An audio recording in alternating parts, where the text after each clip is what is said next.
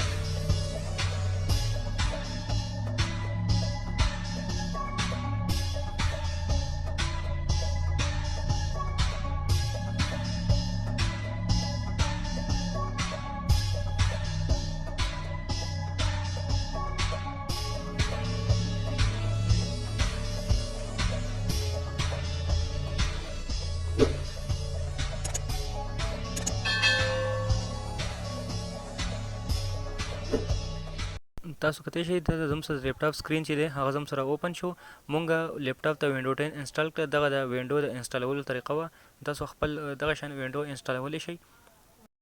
امید لرم چې ویډیو به تاسو خوښ شوی وي. نو ویډیو لایک کړئ او ویډیو لازمي شیر کړئ. چینل سبسکرایب کړئ. مننه جی.